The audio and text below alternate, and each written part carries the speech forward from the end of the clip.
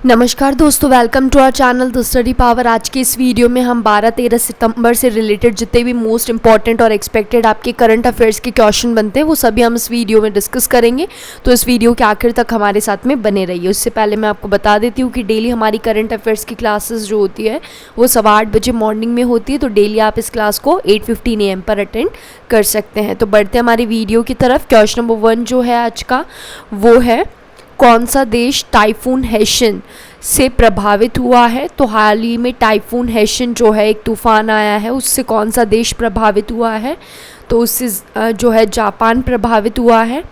और जापान में आए शक्तिशाली टाइफून हेशन से बहुत ज़्यादा क्षति हुई है, बहुत ज़्यादा नुकसान हुआ है। टाइफून हेशन को सेफिर सिम्पसन विंड स्केल पर श्रेणी 4 का तूफान माना गया है। अगर बात करें उष्णकटिबंधीय चक्रवातों को जापान में टाइफून कहा जाता है और अमेरिका में इन्हें हरिकेन के नाम से जाना जाता है। तो ये भी आप ध्यान रखेंगे कि जापान में टाइफून और अमेरिका में हरिकेन के नाम से इन्हें जाना जाता है। और हाल ही में टाइफून हेशन जो है उससे कौन सा देश प्रभावित हुआ है? जापान इससे प्रभावित हुआ है। उसके बाद बढ़ते हैं नेक्स्ट क्वेश्चन की ओर। क्वेश्चन नंबर 2 जो है वो है, हाल ही में RBI reserve bank of India ने किस बैंक का बैंकिंग दर्जा जो है वो समाप्त किया है? तो हाल ही में RBI ने जो है ABIP Aditya Birla idea payment bank जो है उसका हाल ही में बैंकिंग दर्जा जो है वो समाप्त किया है। और भारतीय रिजर्व बैंक द्वारा बैंकिंग विनियम अधिनियम 1939 के तहत Aditya Birla idea payments bank के बैंकिंग कामकाज पर पाबंदी लगा दी गई है। इसके साथ ही अब ABIP का बैंकिंग दर्जा भी समाप्त हो गया है।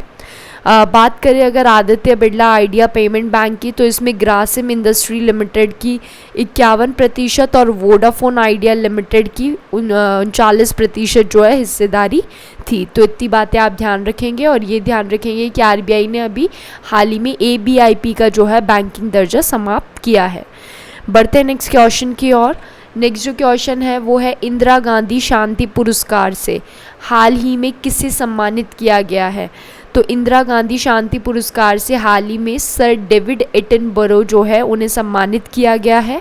और इंदिरा गांधी मेमोरियल ट्रस्ट की ओर से वर्ष 2019 के लिए प्रतिष्ठित इंदिरा गांधी शांति पुरस्कार से इस बार पर्यावरणविद और पत्रकार डेविड एटनबरो को सम्मानित किया गया है। बात करें अगर डेविड एटनबरो के जो भाई है रिचर्ड एटनबरो, तो उन्होंने गांधी फिल्म का निर्माण किया था। और ये जो पुरस्कार इंदिरा गांधी शांति पुरस्कार जो सर डेविड एटनबरो को मिला है, उस पुरस्कार में 25 लाख रुपए और प्रशस्ति पत्र जो है वो दिया जाता है। तो ये आप ध्यान रखेंगे कि हाल ही में इंदिरा गांधी शांति पुरस्कार 2019 से किसे सम्मानित किया गया है? सर डेविड एटनबरो को। नेक्स्ट जो क्वेश्चन है, ब्रिक्स 2021 खेलों की मेज़बानी जो है वो कौन सा देश करेगा? तो ब्रिक्स 2021 खेलों की मेज़बानी जो है वो भारत करेगा। और ब्रिक्स 2021 खेलों का आयोजन का जो जिम्मा है वो भारत को सौंपा गया है। ब्रिक्स की अगर मैं बात करूँ तो ब्रिक्स जो है उसमें आपकी जो है 5 कंट्रीज शामिल है। B for Brazil, R for रूस, I for India, C for China और S फॉर साउथ अफ्रीका। ठीक है। और खेल मंत्रियों ने वीडियो कॉन्फ्रेंस के माध्यम से ये फैसला लिया है कि 2021 के खेलों की मेज़बानी जो है वो भारत करेगा। आयोजन एक ही स्थान पर होगा। नेक्स्ट क्वेश्चन की ओर बढ़ते हैं। हाल ही में किस अंतरिक्ष यात्री, किस एस्ट्रोनॉट के नाम पर जो है भारत में स्पेस क्राफ्ट का नाम रखा है? तो हाल ही में जो कल्पना चावला है उनके नाम पर जो है स्पेस क्राफ्ट का नाम रखा है। और अंतरिक्ष यात्रा में भारत के नाम इतिहास रचने वाली कल्पना चावला के नाम पर स्पेस क्राफ्ट का नाम रखा है। नॉर्थरॉप ग्रूमन ने स्पेस स्टेशन रीसप्लाई शिप का नाम SS कल्पना चावला रखा है। और चावला जो है, जैसा कि आपको पता है कि भारतीय मूल की पहली महिला थी जिन्होंने अंतरिक्ष में कदम रखा था। और ये जो स्पेस क्राफ्ट है वो 29 को लॉन्च होगा। तो आपको ध्यान रखना है कि अंतरिक्ष यात्री के नाम पर भारत में स्पेस क्राफ्ट का नाम जो रखा है वो किस अंतरिक्ष यात्री के नाम पे रखा है? कल्पना चावला के नाम पे। नेक्स्ट बढ़ते हैं क्वेश्चन नंबर 6। हाल ही में ब्राज़ील का जो स्वतंत्रता दिवस है वो कब मनाया गया है? तो हाल ही में ब्राज़ील का स्वतंत्रता दिवस जो है वो 7 सितंबर को मनाया गया है। और ब्राज़ील का स्वतंत्रता दिवस हर साल 7 सितंबर को राष्ट्र के जन्म के उपलक्ष्य में मनाया जाता है। 7 सितंबर 1822 को ब्राज़ील को पुर्तगाली से आज़ादी मिली थी और 1889 में ब्राज़ील राजशाही प्रणाली के साथ समाप्त हो गया था और गणतंत्र बन गया था, लेकिन 7 सितंबर को ही वो अपने स्वतंत्रता दिवस के रूप में रखा है उसने। तो ब्राज़ील का जो स्वतंत्रता दिवस है वो कब मनाया गया है? 7 सितंबर को। और 7 सितंबर 1822 को ब्राज़ील को पुर्तगाली से आज़ादी मिली थी। तो आपको ध्यान रखना है कि प्रतिवर्ष 7 सितंबर को ब्राज़ील अपना इंडिपेंडेंट डे मनाता है। नेक्स्ट है क्वेश्चन नंबर 7। किस राज्य के ज़िले को डिजिटल अर्थव्यवस्था वाला पहला ज़िला घोषित किया गया है? तो हाल ही में जो तमिलनाडु का ज़िला है विरुधनगर, उस ज़िले को डिजिटल अर्थव्यवस्था वाला पहला ज़िला जो है घोषित किया है। तो आप ध्यान रखेंगे तमिलनाडु के विरुधनगर ज़िले को। इस ज़िले में आतिशबाजी से संबंधित उद्यम जो है सर्वाधिक है। यहाँ होने वाला लेन देन नगद ना होकर एटीएम कार्ड, इंटरनेट बैंकिंग और क्यूआर जो कोड है उस पर आधारित है। तो हाल ही में डिजिटल अर्थव्यवस्था वाला पहला ज़िला जो है वो तमिलनाडु का कौन सा ज़िला बन गया है? विरुधनगर ज़िला।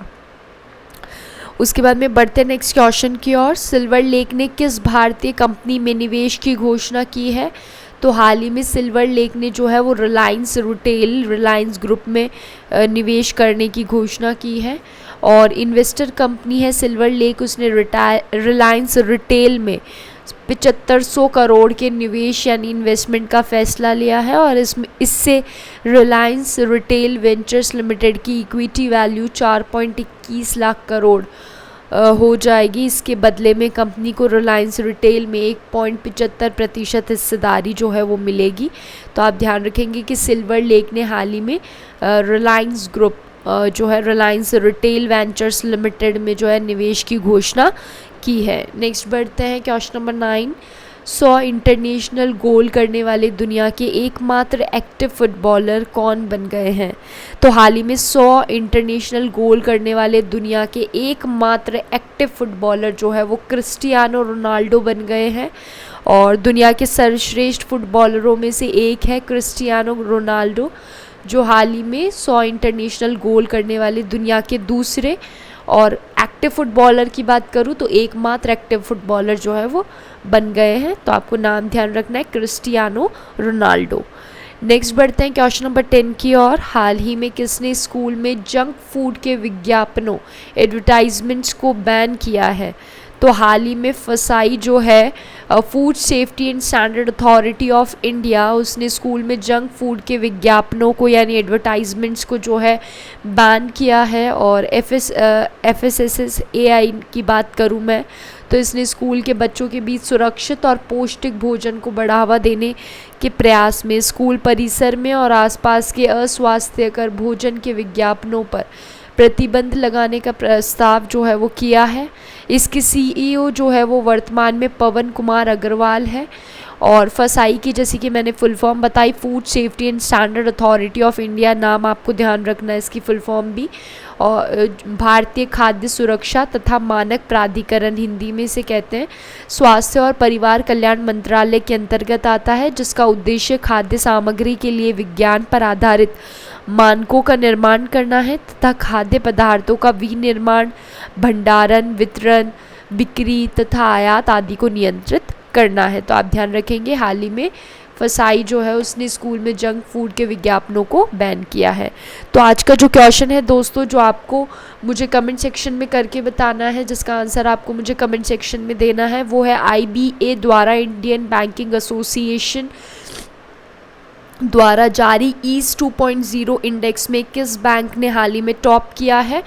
तो आपको इसका आंसर जो है मुझे कमेंट करके बताना है कि IBA द्वारा जारी जो ईज 2.0 इंडेक्स है उसमें कौन सा बैंक जो है प्रथम स्थान पर आया है।